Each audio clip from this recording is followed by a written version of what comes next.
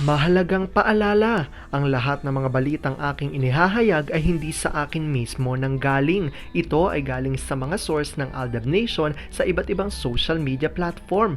Ako ay tagapaghatid lamang at nagbibigay ng komento. Magandang araw mga Aldab Nation! May panibago na naman po akong update para sa inyong lahat. Pero bago natin ito umpisahan ay huwag niyo munang kalimutan na mag-subscribe sa aking YouTube channel at i-click mo na rin ang katabing bell button para maging updated ka sa mga latest videos na i-upload ko. At kapag umabot na ng 100,000 subscribers ang aking channel, ay may sorpresa ako para sa inyong lahat.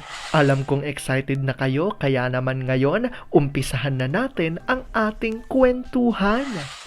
Ang pag-uusapan natin ngayong araw na ito kung saan si Alden ay may bagong proyekto nga ba sa Viva? Tila pangalan ngayon ni Mengay ang pumuputok na kapartner raw ni Alden sa gagawin na proyektong ito dahil may lumalabas nga ngayon na mga article na si Alden ay lalabas sa Viva. Ang tanong tuloy ng marami, Aldab on Viva? Ito na nga ba ang pagbabalik ng Aldab? Gaano nga ba ito katotoo at may sapat nga bang ebidensya ang makakapagpatunay rito? Well, alam kong gusto nyo na yung malaman, pero bago ho yan ay bibitinin ko muna kayo ng kaunting-kaunti lamang kung saan magbasa muna tayo ng mga nakakatuwang post ni My Name is Theo01 sa Twitter. Kaya naman wag na natin patagalin pa at sabi niya sa kanyang tweet, Love, good morning, Mimi, open. Daddy, nilak mo ang pinto pa? Oo, kawawa naman yung mga bata, hindi agad nakapasok. Mimi ko, coming na babe. Ako na ma, ba't di mo open agad-agad dad? Nalimutan lang. Mimi, my loves, sleep ka pa mi? Hindi na kasi nakita ko na kayo eh. Mimi, dahan-dahan lang kids, wag dagnan si Mimi ah. Mimi namin siya, asawa ko siya, wag sagot kay daddy baby, love lang. Mimi, tago ako sa ilalim ng kumot, tapos hanap mo ko. Baka di kita mahanap niyan B, kasi galing-galing ako magtago. Saka na yan, eat muna tayo. Ayaw, tayo na lang ang kakain love, hindi sama Mimi namin. Saan nyo gustong mamasyal nak? Sa lolo, tumawag nga yung kagabi. After nyo mag-eat, ipapasundo ko kayo. Hindi pala kayo sama ni Mimi ko. Marami pa kaming gagawin ni Mimi dito nak. Susunod naman kami. Ayaw ko, sama Mimi ko. Sa'yo talaga ako madalas submit nak. Galing-galing yan love eh.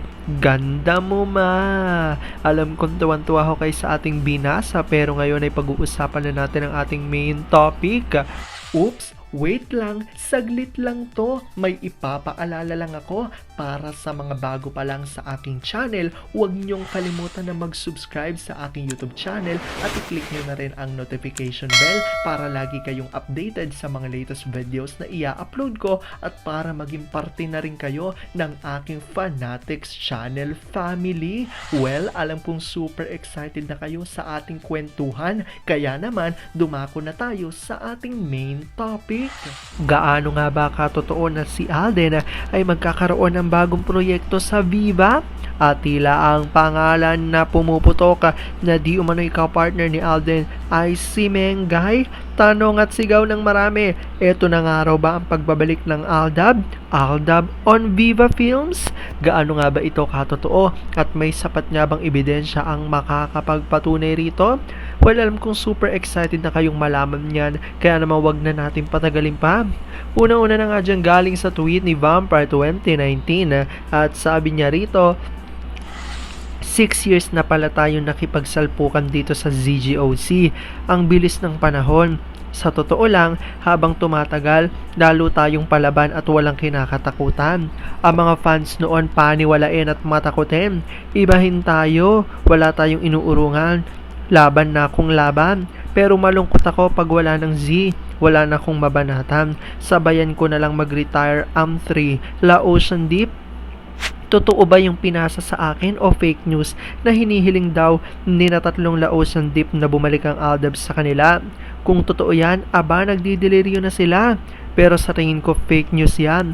May mukha pa ba silang ihaharap? Gusto lang ata mapag-usapan ng tae ng bayarang tabloid writers. Noon, ang taas ng respeto ko kay DJL kasi hindi siya sumasali sa Z, hindi gaya ni Lolo Botox. Pero baligtad nang nangyayari ngayon. Siya na ang nagsasabi na bawal daw ang Aldab fans manood sa studio nilang kakapiranggot. Ang yabang Remember, noong nag-attend ang Magna Cupid kasama ang Check One nung opening ng movie ng Hari ng First Day Last Day, ang yabang talaga, feeling artista. Pwede pala siyang ikas bilang manananggal sa shape ng ilong at hugis ng muka. Ayaw talagang umapin ng pangungupit niya noon.